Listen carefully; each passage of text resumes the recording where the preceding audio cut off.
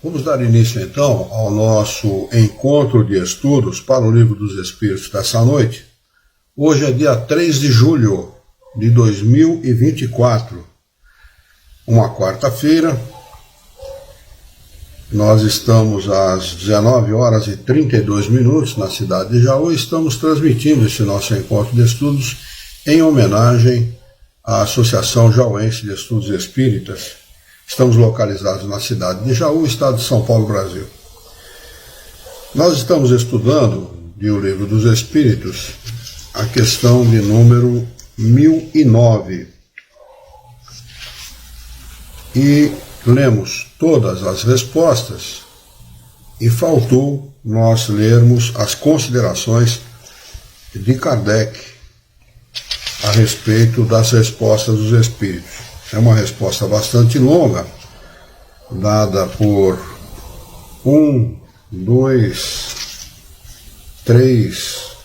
4 espíritos diferentes: Paulo, Apóstolo, Platão, Lamennais e Santo Agostinho.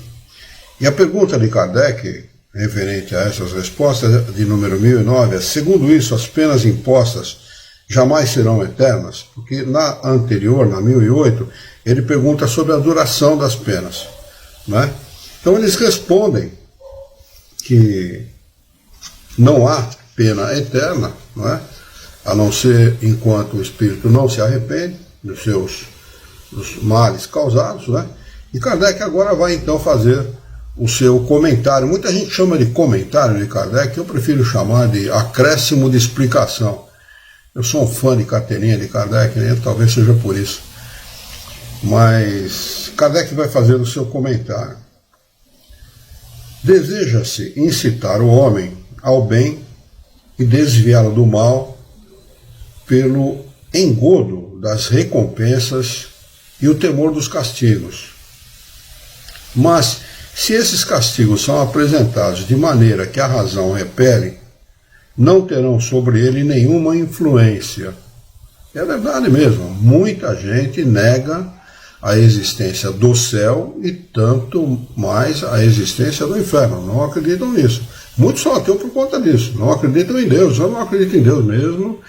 E não acredito em Deus por conta disso. Um Deus humanizado, né, com todas as paixões, vícios humanos, né, principalmente com orgulho, prepotência e tudo mais, não pode ser o Deus ideal, né? A gente idealiza a Deus sempre como algo superior ao ser humano e não igual, ou até inferior, porque esse Deus, na minha opinião, apresentado pelas religiões, por muitas delas, é um Deus inferior ao ser humano, um Deus que brinca com os outros, né? Recompensa um e pune outros, torna um que esteve aqui por algumas horas um anjo, enquanto que o sujeito que se esfolou uma vida inteira, ele é condenado ao fogo do inferno porque cometeu alguns equívocos. Então, para mim, é um brincalhão, né? Muita gente se torna ateu por conta desse tipo de raciocínio, e eu não tiro a razão dessas pessoas. Então ele diz: longe disso, ele rejeitará tudo, a forma e o fundo, que se lhe apresente, pelo contrário, o futuro de uma forma lógica, e ele não a recusará. O Espiritismo lhe dá essa explicação. A doutrina da eternidade das penas, no seu sentido absoluto, faz do Ser Supremo um Deus implacável.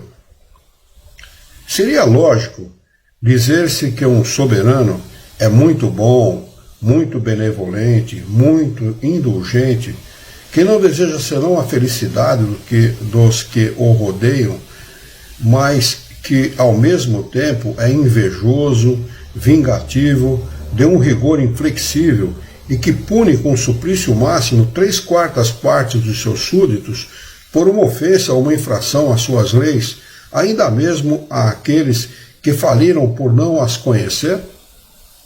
A colocação de Kardec é perfeita, gente. É perfeita. Ele é um Deus implacável mesmo. É um brincalhão, fica brincando com a sua criação. Segundo a colocação dessas religiões. Não é lógico, não tem lógica, não é? Não, nós estamos em pleno século XXI, no século das comunicações. No meu tempo de infância eu nem imaginava que nós iríamos atingir uma situação como essa, não é? Onde nós nos comunicamos em tempo real com todas as pessoas, estejam elas aonde estiverem, neste mundo, não é? Já não se fala mais de comunicação localizada como era no meu tempo de criança, né? Mal se conseguia fazer um telefonema. Eu morava em São Paulo, mal se conseguia fazer um telefonema para a própria capital de São Paulo, né? Hoje não, hoje nós temos comunicação em tempo integral com o mundo inteiro. Onde as pessoas estiverem que falem a mesma língua, ela pode se comunicar com a outra, né?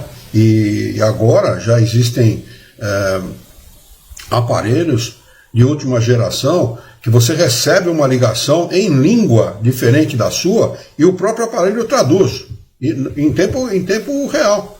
Traduz aquela ligação para a sua linguagem, para a sua língua, inteligência artificial, né? Então, olha, num tempo desse, os caras apresentarem um Deus desse tipo aqui para as pessoas, peraí, não dá, né? Inventem outra coisa, é assim que eles falam. Essa invenção já venceu, está vencida, né? Inventem outra coisa, com um pouco mais de lógica, um pouco mais de racionalidade, e quem sabe a gente vai pensar no assunto, né?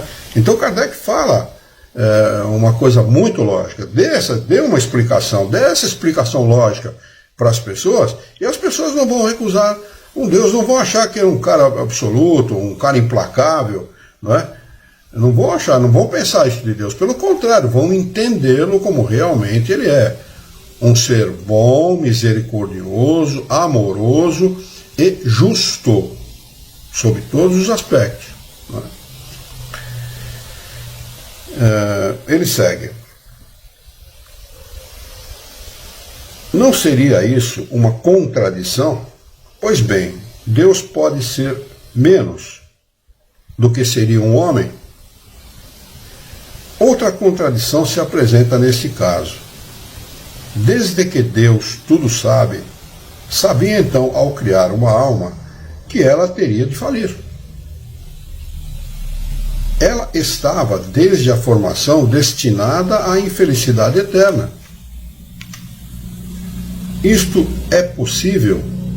É racional? Pergunta Kardec. Com a doutrina das penas relativas, tudo se justifica. Deus sabia, sem dúvida, que ela teria de falir, a alma, não é? O espírito, mas lhe dá os meios de se esclarecer por sua própria experiência e pelas suas próprias faltas. É necessário que ela expie, sofra pelos seus erros, né? Os seus erros, para melhor se firmar no bem. Experiência, não é? Um médico, um profissional qualquer, de uma profissão qualquer, de uma profissão especializada, ao sair da faculdade, sai um profissional medíocre. Por quê? Porque ele tem o diploma, mas não tem a experiência.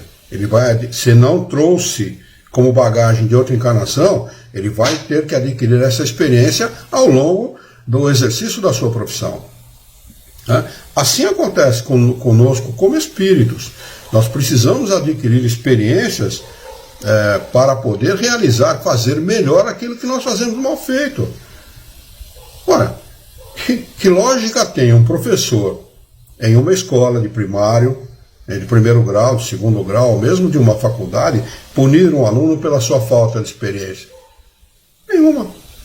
Nenhuma lógica, não é? É claro que ele vai punir o aluno relapso, o aluno inconsequente, o aluno irresponsável. Aí sim, é isso que Deus faz, da mesma maneira, né? Nós somos punidos pela nossa falta de responsabilidade, não é? Errar é perfeitamente plausível para o Criador e para as suas leis. As leis entendem dessa forma e compensam o homem pelas suas faltas, né? Mas não admite a reincidência, né? Um espírito renitente no mal, ele vai pagar por aquilo, por esta imprudência da parte dele. Mas o espírito que age mal e se arrepende e muda o curso dos seus atos, da sua vida, ele vai ser beneficiado por isso. Isto é lógico. O contrário, não. É necessário, ele segue, que ele expie os seus erros, pague por eles, para melhor se firmar no bem. Não é? Mas a porta da esperança jamais lhe será fechada, e Deus faz depender o momento da sua libertação dos esforços que ele fizer para atingir. Quanto mais esforçado for o espírito, mais rapidamente ele vai se livrar dos seus problemas, dos seus sofrimentos. Depende somente dele, única e exclusivamente dele. Não é? Eis o que todos podem compreender, o que a lógica mais meticulosa pode admitir. Se as penas futuras tivessem sido apresentadas dessa maneira, haveria muito menos céticos. A palavra eterna é quase sempre empregada na linguagem comum em sentido figurado, para designar uma coisa de longa duração, e da qual não se prevê o termo final, embora se saiba muito bem que esse termo existe. Dizemos, por exemplo, os gelos eternos das altas montanhas, dos polos, embora saibamos, de um lado, que o mundo físico pode ter um fim, e de outra parte, que o estado dessas regiões pode modificar-se pelo deslocamento normal do eixo da Terra, ou por um cataclismo. A palavra eterno, nesse caso, não quer dizer duração infinita. Quando sofremos uma longa doença, dizemos que o nosso mal é eterno. Que há, pois, para admirar se os espíritos que sofrem desde muitos anos, desde séculos, e até mesmo de milhares de anos, também digam assim? E olhem, não se surpreendam com essa afirmação de Kardec, é verdade. Há espíritos que ficam milhares de anos sofrendo, e renitentes no mal, insistindo em ser maus, insistindo em continuar com a sua própria imprudência. Eles são assim, continuam assim, não aceitam a vontade do Criador, não aceitam o bem, continuam produzindo mal, fazendo mal, insistindo no mal e sendo infelizes por milhares de anos. Você diz, poxa, como é possível alguém fazer a mesma coisa, né? Trabalhar contra si mesmo, contra a sua própria felicidade por milhares de anos? Tinha uma coisa chamada livre-arbítrio. É decisão dele. Como é nossa decisão enveredar por outro caminho. Nós poderíamos agora, nesse momento, estar fazendo outras coisas. Brincando no celular, assistindo uma televisão, um filme, alguns no bar, outros na balada, ou num bar, bebendo alguma coisa. Poderíamos estar fazendo e decidimos estar aqui estudando o Livro dos Espíritos. Decisão nossa, livre. Ninguém colocou arma na cabeça de ninguém para sentar na frente do computador ou do celular para fazer esse tipo de estudo. Uma decisão livre, totalmente livre, né, que só aceita que deve fazer esse estudo porque isso está lhe beneficiando de alguma forma, psicologicamente, emocionalmente, espiritualmente, né? Mas é uma decisão do espírito, é sempre decisão do espírito. Então que não reclamem, que não murmurem aqueles que sejam infelizes pelas decisões que tomam, porque são as nossas decisões os responsáveis pela nossa felicidade ou pela nossa infelicidade.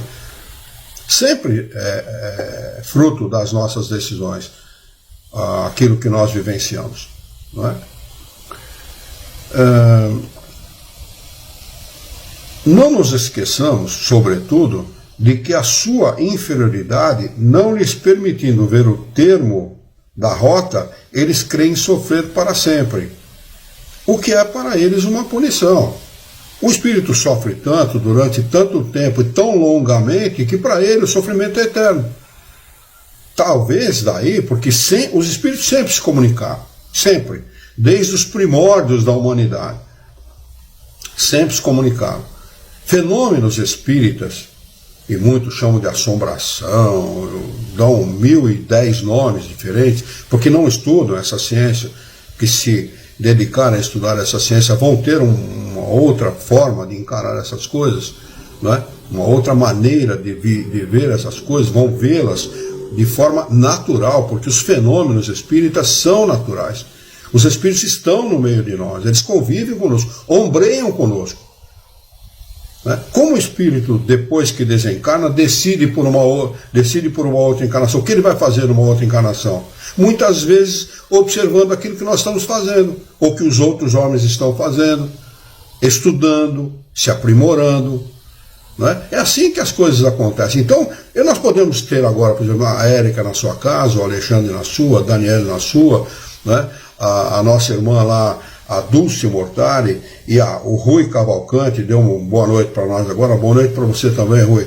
O Rui, a Dulce, né? Cada um de nós pode ter agora, neste momento, eu vou usar um número aqui que pode parecer ilógico, mas é verdadeiro, milhares de espíritos junto de nós observando aquilo que nós estamos fazendo. Porque os espíritos não ocupam espaço, nós ocupamos. Nós precisamos de 1 metro por 1 metro por 1 metro, 1 metro quadrado, né, para nós estarmos confortavelmente instalados. Os espíritos não. Eles não ocupam espaço. Então, num ambiente onde cabe 100 pessoas, tem 1 milhão de espíritos, 2 milhões de espíritos, tanto quanto seja possível e necessário naquele momento. Então, os espíritos decidem uma nova encarnação fazendo exatamente isso, observando os encarnados, por exemplo, observando os desencarnados, fazendo juízo de valor a respeito das coisas. Né? Poxa, por que aquele cara fala daquilo, age dessa forma, né? Pensa dessa maneira? Eu quero saber por quê. Nós não fazemos isso? Nós também fazemos isso. Nós avaliamos as coisas. E é assim que eles fazem também. Então os espíritos sombreiam conosco. Eles estão ao nosso lado, nos observando, nos influenciando, e nós também os influenciamos. Não é? Existe uma interinfluência entre encarnados e desencarnados. E uma coisa que se deve levar em consideração: vontade maior sempre se sobrepõe à vontade menor. Isso sempre acontece. Então os espíritos sempre se comunicaram, desde os primórdios da humanidade.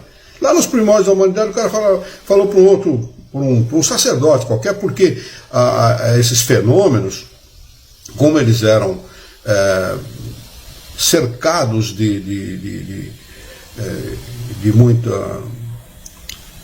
Era perigoso deixar que as pessoas, assim entendiam os sacerdotes, que as pessoas tomassem conhecimento. Ele é cercado de...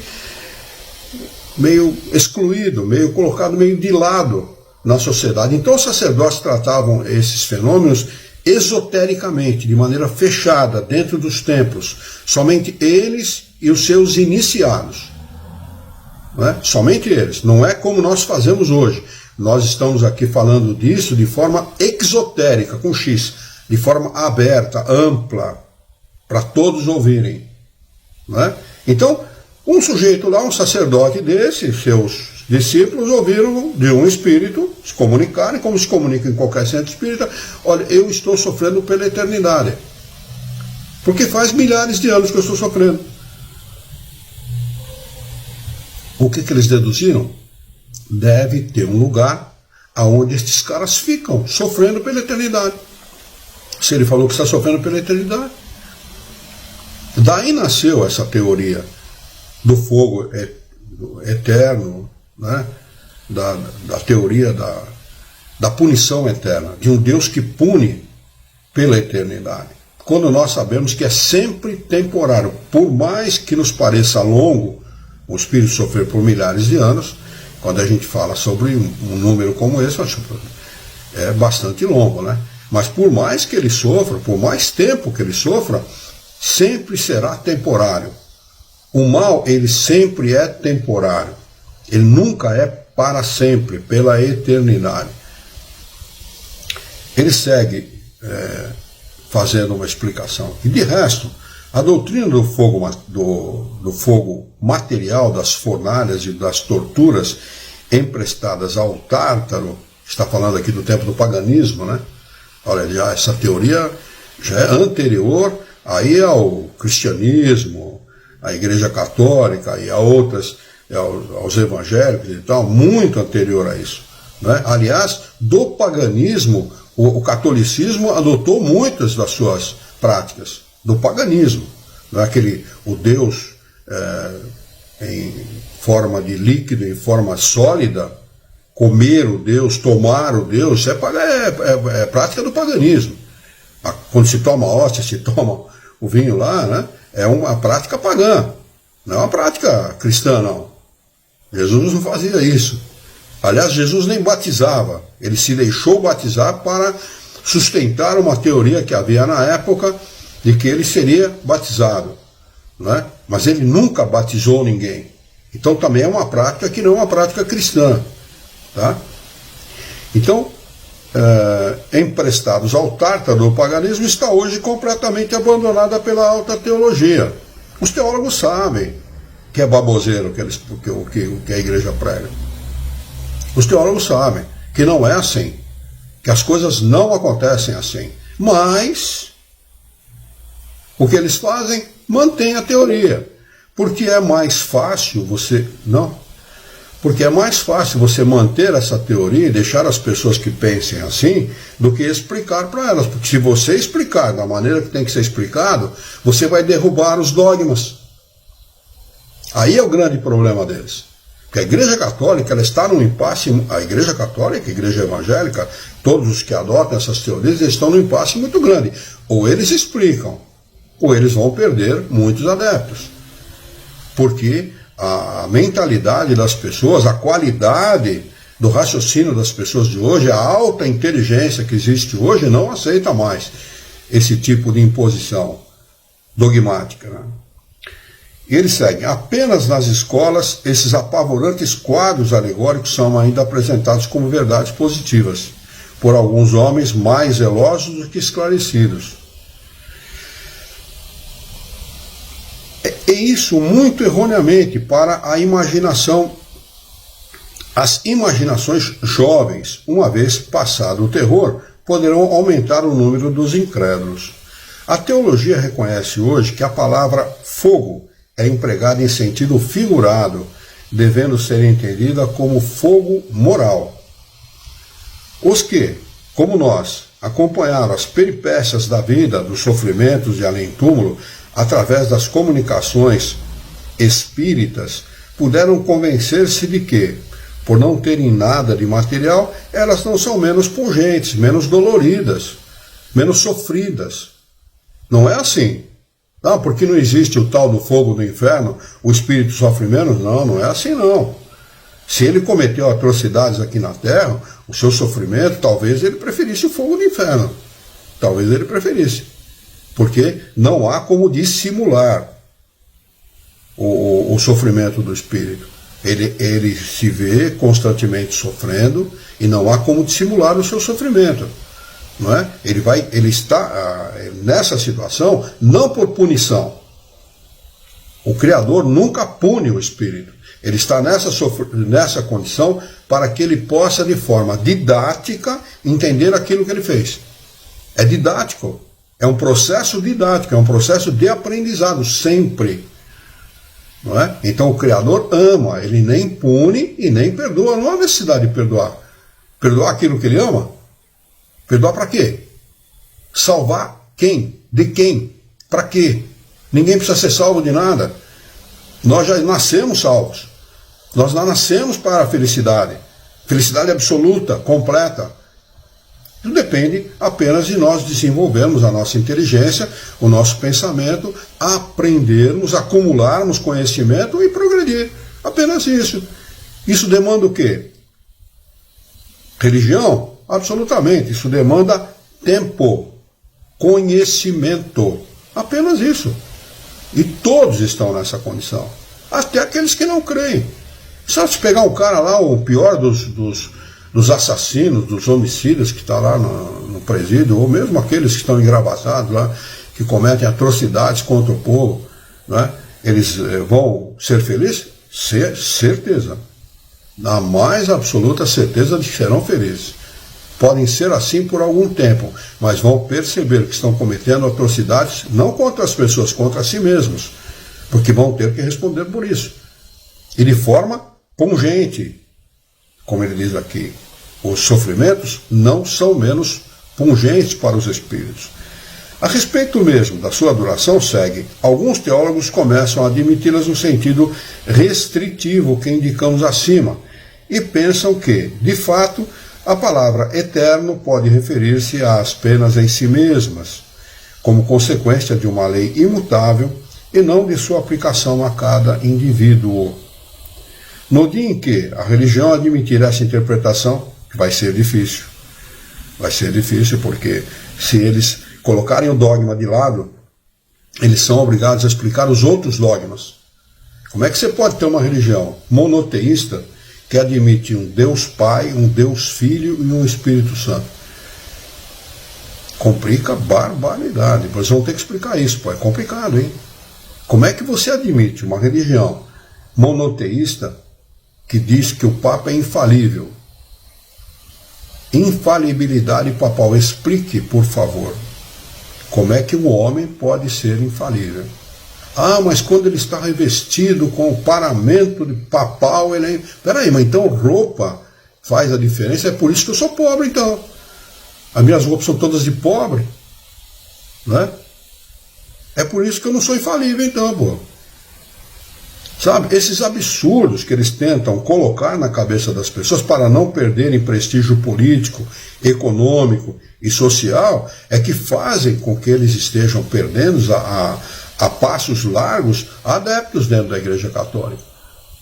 Esse tipo de fenômeno vai acontecer com todas essas religiões que insistem nessas inverdades. Pois não, Alexandre? O que me ocorre nessa colocação, né, nessa tua colocação, nessa lógica colocação, é que as pessoas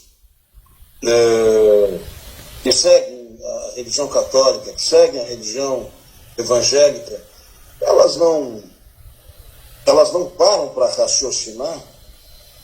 Eu não estou dizendo que essas pessoas não raciocinam, não é isso. Mas eu me refiro que, seguindo a lógica, o bom senso, a razão, como nós seguimos aqui dentro do Espiritismo, dentro da doutrina espírita, essas pessoas não percebem que existe falta de lógica, falta de razão, falta de bom senso nessas práticas das igrejas aí. Isso é uma pergunta que eu faço porque a ausência de bom senso, né, nas afirmações dessas igrejas é muito grande, né, Luiz? Sim, sem dúvida, eu concordo com você, mas a gente tem que entender o seguinte: o espírito tem seu tempo. Todos os espíritos, de uma forma geral, isso vale tanto para o encarnado como para o desencarnado, cada um tem seu tempo. E o espírito, de uma forma geral, eles fazem o seu progresso da maneira que sabem e podem. Não é?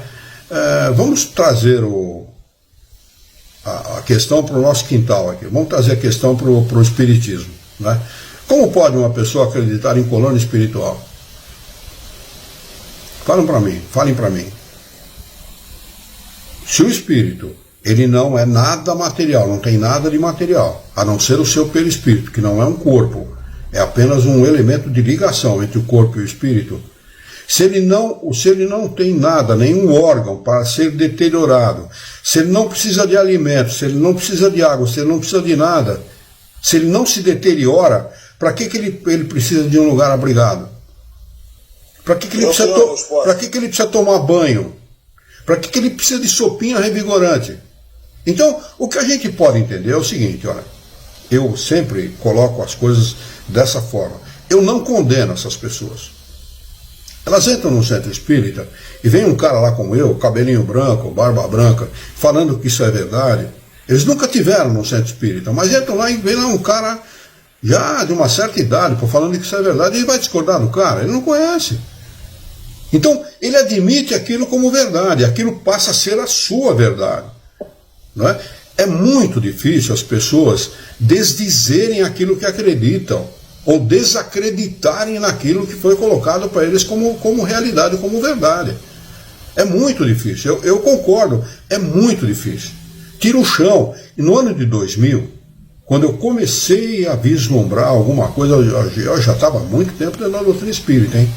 Eu comecei na doutrina espírita com 21 anos de idade. 21 para 22. E nisso, no ano de 1971. Início do ano. Em 71 eu fiz 21 anos. 70, 18, 19, 23. Não, desculpe, 1973. Em abril de 73 eu fiz 22 anos. Eu comecei no início de 73, dentro do Espiritismo. Em 2000, muito tempo depois, eu tomei um choque, eu tomei um baque. Me tiraram no chão. Eu falei, peraí, onde é que eu estou pisando? Como é que é esse negócio? Né? Aí eu fui procurar, fui atrás. É o que não fazem as pessoas. Irem atrás daquilo que é a realidade, daquilo que é a verdade. Por isso que Jesus, muito sabiamente, disse assim, busque a verdade, e a verdade vos libertará. Peraí, eu não estou preso, eu não estou encarcerado, eu não estou em prisão domiciliar, eu estou livre. Ele vai me libertar do quê? Da minha ignorância, que é o grande problema do ser humano. Aliás, o maior problema do ser humano é a sua ignorância, é o desconhecimento das coisas. Né? Então nós devemos sempre ir em busca da verdade. Quando eu tomei aquele choque, que me tiraram o chão, né, eu fui em busca. Eu conheci um grupo, nós conhecemos um grupo, e este grupo resolveu fundar uma casa espírita, a Associação Jauense de Estudos Espíritas, não é? Para estudarmos única e exclusivamente as obras de Kardec. Quando você estuda as obras de Kardec, essa ciência, essa nova ciência, não é? Você simplesmente deixa de lado toda essa fantasia que pregam dentro dos centros espíritas.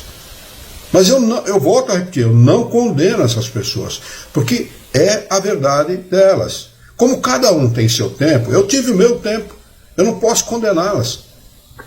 Né? A minha sorte foi o quê? Que eu conheci, vislumbrei a verdade, conheci a verdade, e eu tive gente que me apoiou. Um deles foi o seu Milton Felipe.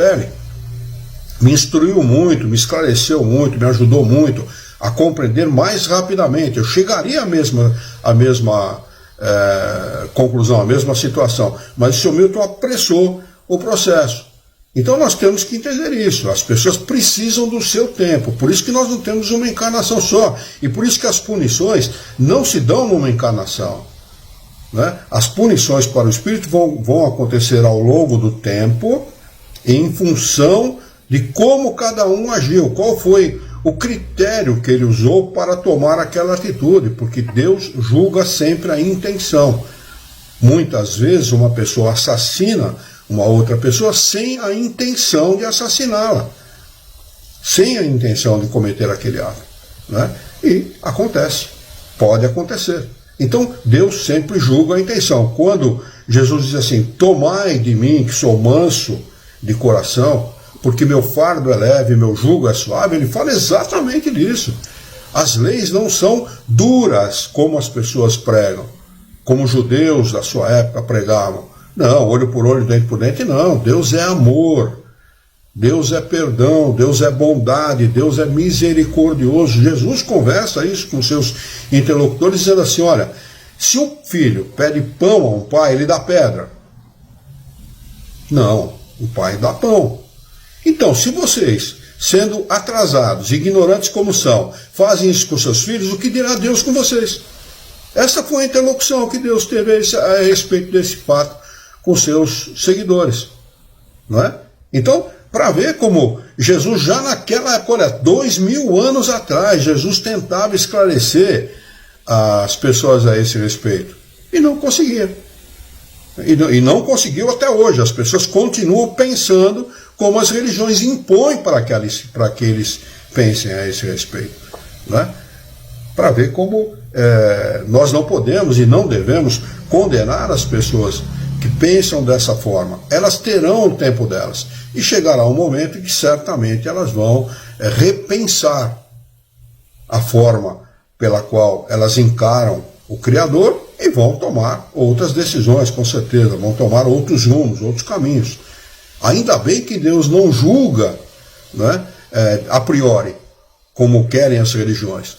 Né? Não julga assim de bate pronto. Não, ele vai julgar segundo a intenção de cada um. E vai dar oportunidade para que todos, indistintamente, tenham as mesmas possibilidades de encontrar a verdade. Porque a verdade é uma só, não existe duas. Não é a sua verdade, não é a minha verdade. A verdade é uma só. Não existem duas verdades, não. Não existe ambiguidade na verdade. A verdade é uma só. É uma única e exclusiva verdade.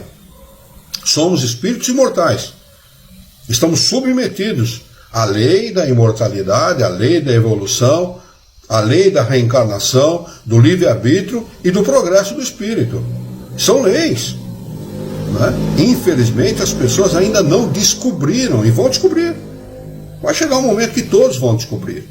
Porque o nosso mundo também não vai continuar sendo um mundo de expiação e provas para sempre. Será um mundo de regeneração, onde o mal deixará de existir. Aliás, não deixará totalmente de existir, mas o bem vencerá o mal. No nosso mundo, o mal vence o bem.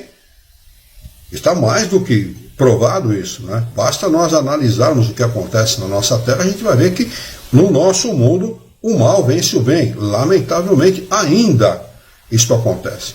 Mas certamente não por muito tempo. Né? Mas talvez mais uns milhares de anos, talvez. Isso é muito tempo para a eternidade? Absolutamente, alguns segundos. Para a eternidade, para a imortalidade do espírito, são alguns segundos.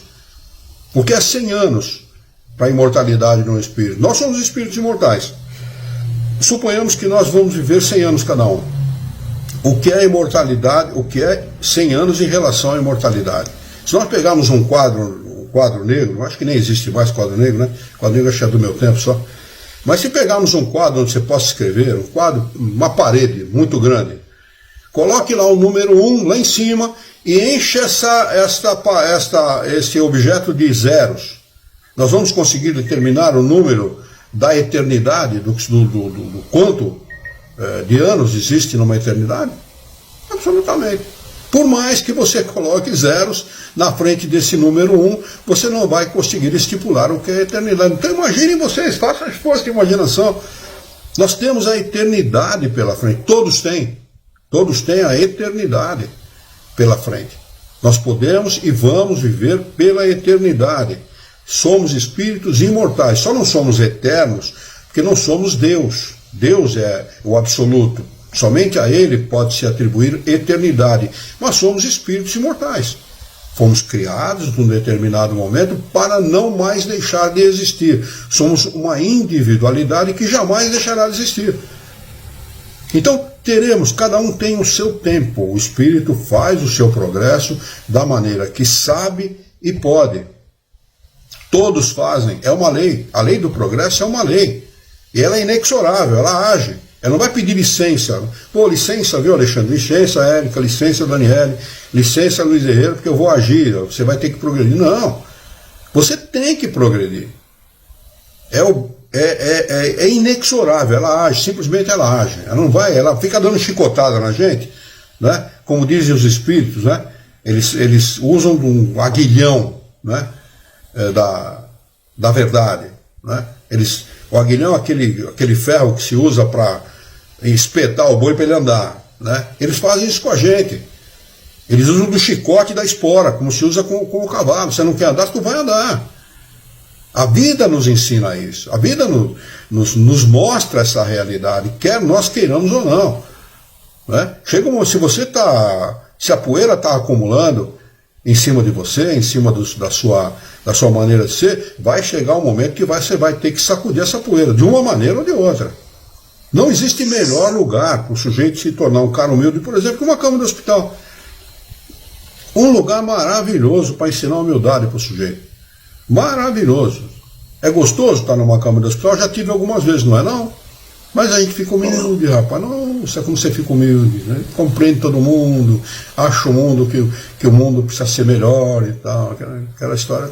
É um jeito de aprender didática. Mas agora o que a gente lamenta, né, Luiz, continuando dentro desse quadrado, do nosso quadrado espírita aqui, né, o que tem de se lamentar, e é o que cabe a nós nesse momento se lamentar, é que esses nossos irmãos aí que se dizem espíritas, na realidade não são. E aqui não é nenhuma crítica. Aqui é efetivamente um fato consumado.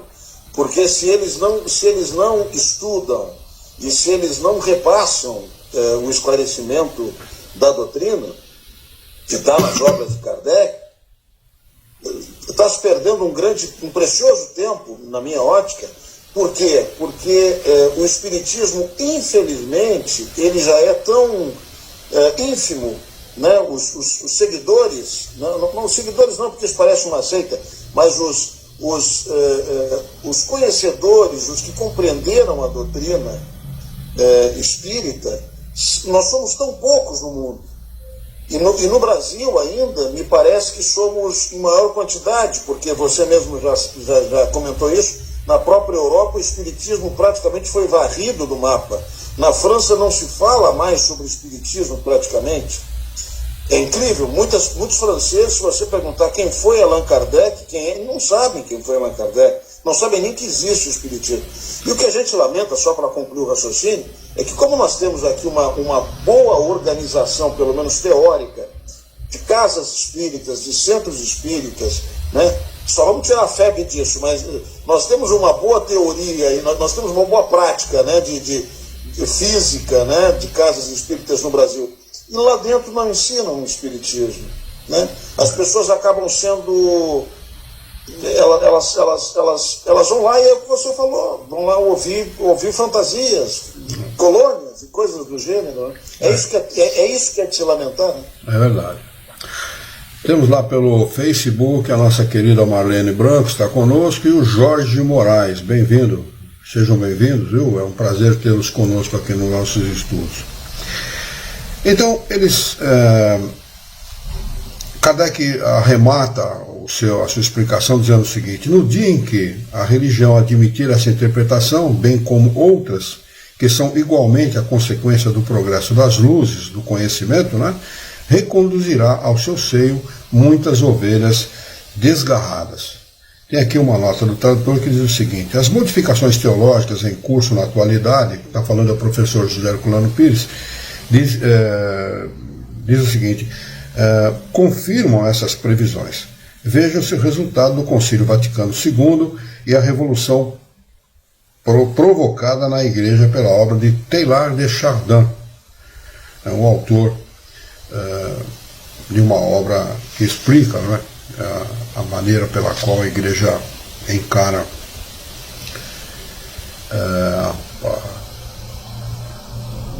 as penas eternas. Mas muito bem, se não houver se ninguém quiser fazer nenhum comentário, se não houver nenhuma dúvida a respeito daquilo que nós comentamos até agora, nós vamos passar aqui para o item de número 8, ressurreição da carne. Agora, se a coisa estava ruim, agora é que vai pegar mesmo. Muito bem. A questão é de número 1010. Kardec pergunta o seguinte aos espíritos superiores: o dogma da ressurreição da carne é a consagração da reencarnação ensinada pelos espíritos? Resposta dos espíritos superiores a Kardec: como quereis que seja de outro modo? Quer dizer, é uma forma de se falar de reencarnação de forma distorcida. Distorcem ao seu bel prazer, puxando a sardinha para o seu lado, para os seus interesses, se fala de reencarnação dessa forma. Se explica a reencarnação dessa forma. O que é uma coisa absurda. É simplesmente impossível ressurreição da carne. Está provado cientificamente que isso é impossível. Nós somos compostos por elementos químicos e retornarão à sua origem. A partir do momento que você desencarna, o que compõe os nossos corpos retornarão à sua origem. Nós simplesmente deixaremos de existir fisicamente. Esse corpo, ele se decompõe fisicamente, não há como ser diferente. É assim que a coisa funciona. Então como é que você sustenta a ressurreição da carne? É insustentável do ponto de vista de uma pessoa minimamente inteligente, minimamente. Então, é a consagração da lei da reencarnação, uma lei natural, diga-se de passagem. Dá-se com essa expressão o que se dá com tantas outras, que só parecem desarrazoadas, sem razão, né? Desprovidas de razão, aos olhos de certas pessoas que as tomam ao pé da letra, e por isso são levadas à incredulidade. Mas como não tomar essa afirmação ao pé da letra se eles afirmam que isto é verdadeiro? Eles afirmam dentro das igrejas que isso é verdadeiro, haverá ressurreição da carne. Aconteceu com Jesus isso, pô. É contado pela história dessa forma. Isso não está distorcido na história de Jesus de Nazaré. Ao invés de se pregar, né, a moral de Jesus, aquilo que ele ensinou com moral, se prega esse tipo de coisa. Que interesse há nisso? Né? E você condicionar as pessoas a pensarem como eles querem que as pessoas pensem. Esse é o objetivo, esse é o propósito. Né? Dá-lhe, porém, a interpretação lógica, e esses, a que chamais livres pensadores, a admitirão sem dificuldade, precisamente porque raciocinam. Né? A lógica da reencarnação não tem como negar. Né? É uma lei estudada em todos os lugares do mundo. Em todos os lugares. Há um programa dedicado, eu não vou lembrar qual é a emissora agora, na TV a cabo, tem um programa dedicado a histórias sobre reencarnação nos Estados Unidos da América. Lá nos Estados Unidos da América do Norte. Né? Dedicado à reencarnação. Crianças que dizem assim para a mãe, num determinado momento, lá pelos 2, 3 aninhos, sei lá, 4 aninhos, mãe, eu morei em tal lugar, ela mora lá no norte, lá em cima, lá perto do Canadá. Eu morei na Flórida, eu vivia lá num lugar assim, minha casa era tal, eu vivia em tal lugar, eu morri porque eu fui combatente no Vietnã e desencarnei no ano tal, assim. De jeito. Coisas desse tipo, nesse nível. Então, a reencarnação, ela é um... Ô Jairo, boa noite, seja bem-vindo, viu? Ela é estudada no mundo inteiro, por vários cientistas, no mundo inteiro. Né? Luiz, pois não. O nome do canal, se não me falha a memória, é EII, não é isso? Se eu não me engano é.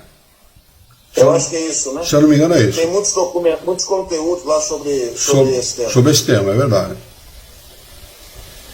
Dá-lhe, porém, a interpretação lógica, esses a que chamais livres pensadores a admitirão sem dificuldade, precisamente porque raciocinam. Não vos enganeis, esses livres pensadores nada mais procuram do que crer. É o que mais a pessoa quer, né? Crer em alguma coisa, crer em Deus, crer na eternidade da vida, na imortalidade da alma, né? Crer que vão encontrar com seus queridos, com seus amados depois de desencarnar. É tudo que as pessoas querem. É tudo. Elas querem isso, elas pensam nisso. Né? Porque ficam vazias, ficam desprovidas de qualquer apoio intelectual, moral, de apoio psicológico, emocional, para lidarem com esse assunto, que todos pensam nesse assunto. Porque a coisa mais certa na vida é a morte. É a coisa mais certa, não tem outra coisa mais certa do que a morte. Se nós vamos continuar com as duas pernas, ou sem elas, com os dois braços sem eles, com a mesma riqueza que nós temos, ou com a mesma pobreza que nós temos, nada disso é possível a gente estabelecer. A gente dizer, não vai ser assim, eu vou contar, não, mas a morte, com certeza, todos podem afirmar, nós um dia desencarnaremos, nós um dia morreremos, como gostam os materialistas. Né? Então todas as pessoas que pensam a esse respeito, refletem a esse respeito. A doutrina espírita pode fornecer os elementos chaves para que a pessoa possa ter a convicção, a racionalidade necessária, a lógica necessária para entender sobre esse assunto. É isso que importa, porque ela não é uma imposição, como eu falei no nosso encontro da semana passada. Ela é uma proposição, uma proposta que leva o homem a pensar com lógica a respeito do seu futuro como ser imortal. Não é? Eu vou encontrar com aqueles que eu amo? Sim, vai. Não é? Eu vou encontrar com os meus inimigos? Sim, vai. Eu vou encontrar com aqueles que prejudiquei? Sim, vai. Eu vou encontrar com aqueles que eu amei, que eu beneficiei, que eu fiz o bem? Sim, vai. O meu sogro falava assim, quando ele fazia o Evangelho no Lar, em São Paulo, logo que eu casei, 83, 84, ele fazia o Evangelho lá com a gente, um católico de carteirinha. Ele falava assim, eu me tornaria espírita se eu soubesse que era verdade e que eu ia encontrar aqueles que eu amei depois que eu morrer. Mas vai, seu Oswaldo, o senhor vai. Então, se eu tivesse convicção disso, eu me tornaria espírita. Então, olha o que falta para as pessoas. Conhecimento, apenas isso. Mas não só o conhecimento é fundamental também que as pessoas estabeleçam isso, essa crença, esta confiança, esta fé dentro de si. Né? Como eu faço isso? Raciocinando, pensando, entronizando esses conhecimentos dentro de si, estabelecendo uma intimidade com esses conhecimentos ao ponto de que ele entenda que isto é a verdade. Não é? Kardec ele tem uma frase lapidar a esse respeito: fé inabalável é somente aquela que pode encarar a razão face a face em qualquer época da humanidade. Então, se a fé for racional, ela será uma fé para sempre, uma fé imortal tanto quanto o espírito, diferentemente da fé que se baseia, que se lastreia nos dogmas, porque a fé que se lastreia nos dogmas, ela é muito frágil. A partir do momento que a pessoa perde um ente querido, ela pode se fragilizar ao ponto de não acreditar em mais nada. Esse Deus não existe. Como vocês podem acreditar num Deus ruim como esse? Ele me tirou aquilo que eu mais amo. Ele me tirou aquilo que eu mais gostava na vida. Eu me dediquei a esta pessoa. Era meu filho, era meu parente, era meu amigo, era meu pai, era minha mãe, era meu marido, era minha esposa. Eu me dediquei a esse ser. E, no entanto, ele me tomou esse ser, ele me levou esse ser. Esse ser não existe mais. A pessoa perde o chão e deixa de acreditar. O espírita, ele não pode acreditar.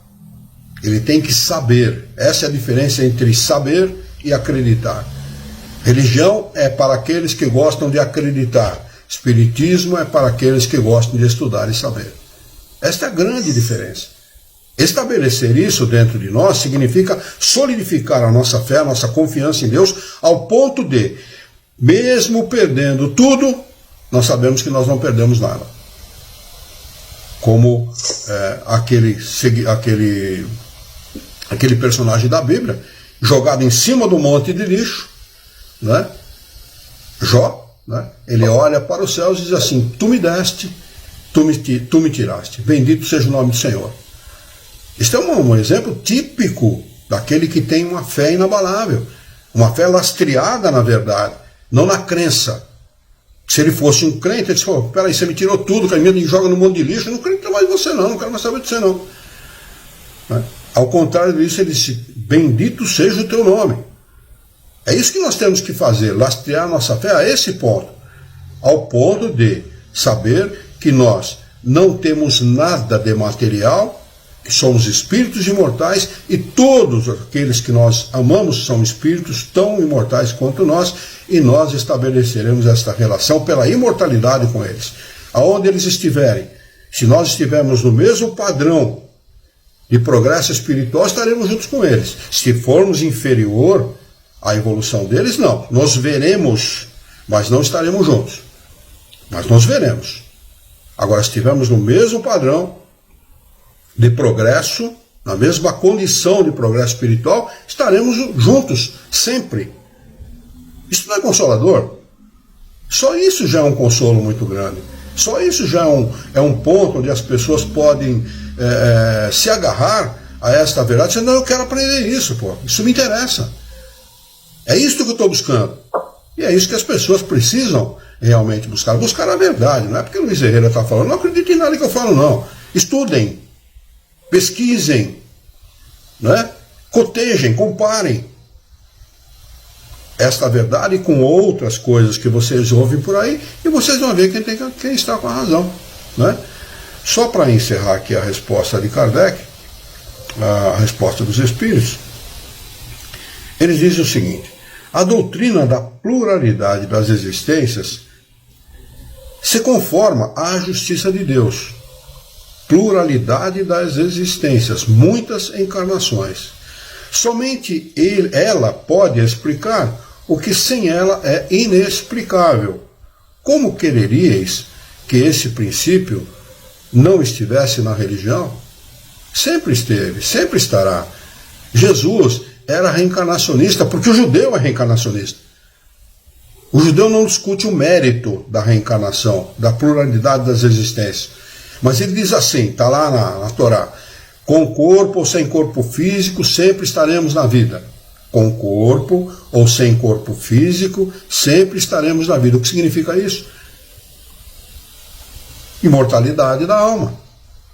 Não é? Então Jesus era reencarnacionista, ele sabia disso, ele conversa com Nicodemos a esse respeito. Claramente, em verdade vos digo, se não renascer novamente, se não nascer outra vez, não entrarás no reino do céu. Mas como posso eu, sendo um velho, entrar novamente no ventre da minha mãe? E aí Jesus fala, o espírito vem do espírito e o corpo vem do corpo. São duas coisas diferentes. Está claro, mais nítido que isso, impossível. E as pessoas, ouvidos bocos, né, não querem entender. Jesus fala claramente a esse respeito. E agora vem, através da obra dos Espíritos Superiores, dizer novamente tudo aquilo que ele ensinou, de forma clara, ampla, sem ambiguidade, sem duplo sentido, para que as pessoas entendam. Não é? Ainda bem que somos espíritos imortais, ainda bem que existe a pluralidade das existências, ainda bem que todos seremos felizes, que tudo isso que nós vivemos no mundo como nosso, guerras, violência, homicídio, roubo, estupro, etc., são coisas plenamente passageiras, fazem parte daquilo que do nosso atraso moral e intelectual, fazem parte, apenas parte temporariamente, porque nós avançaremos, progrediremos e vamos mudar radicalmente a situação, a nossa situação como individualidade para melhor e a situação do nosso planeta, com certeza, absoluta, não é? O Jairo fez um comentário aqui, ninguém pode idealizar e realizar nada sem conhecimento de causa. É isso mesmo, Jairo, perfeito. Deixa eu ver se tem algum comentário aqui no YouTube. Não.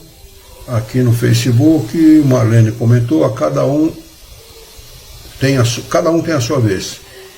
Individual, cada individual de cada um, e paciência, e na paciência que ganharemos as suas almas. É isso mesmo. Perfeito, Marlene. Muito bem, eu vou sugerir para vocês, embora falte um minuto para o nosso horário, parar nessa 1010 aqui, porque ela é comprida. Se a gente começar, vamos ter que parar na metade, não vai dar tempo da gente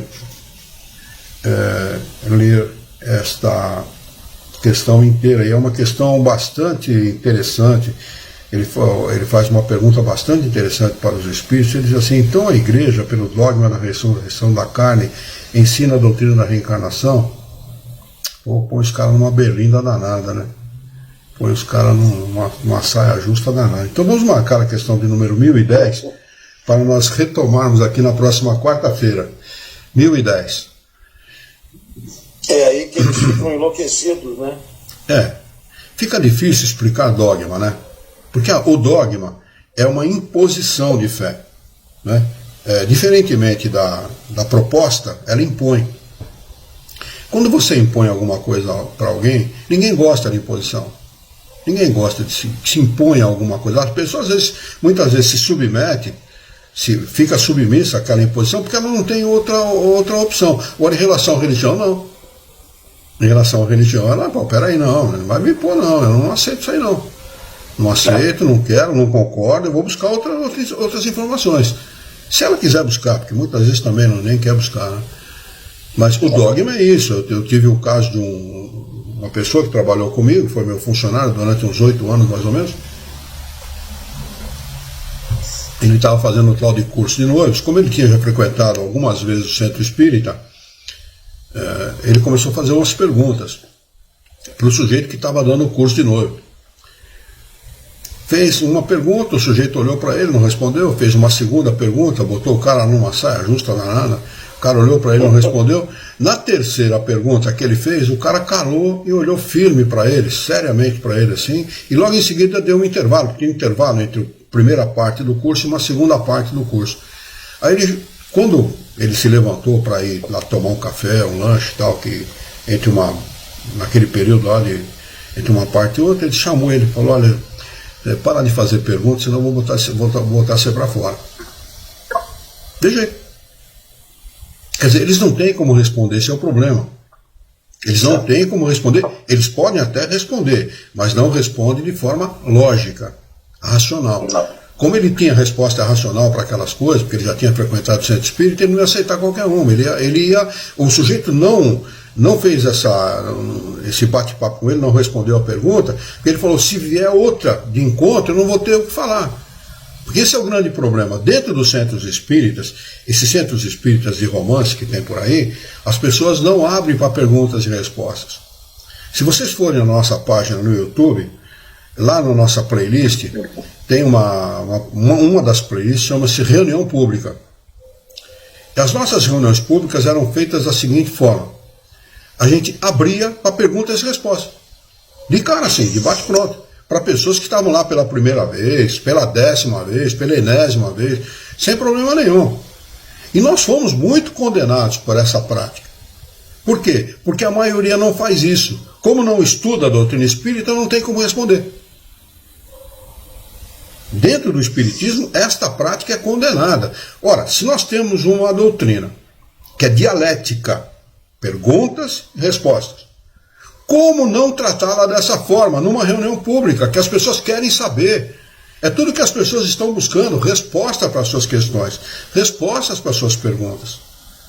Olhem, nós tivemos reuniões, se vocês se derem ao trabalho de visualizarem uma ou duas reuniões, vocês vão ficar admirados com as perguntas que surgiam, né? Que as pessoas queriam saber, queriam obter as suas respostas. Mas vejam como o espiritismo é tratado, de forma religiosa. Da mesma maneira que se trata um frequentador de uma igreja católica. Que tristeza esse desvirtuamento que deram, né, dentro da doutrina espírita no Brasil. Mas é o que temos.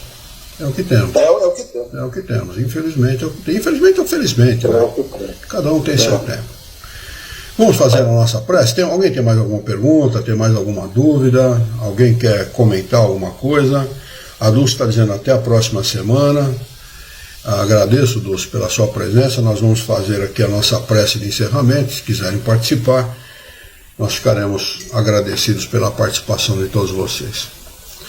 Eu convido a todos, então, a elevarem seus pensamentos, a esquecerem os encontros e desencontros desse dia, para mentalizarmos a figura excelsa e amiga do nosso Mestre Jesus.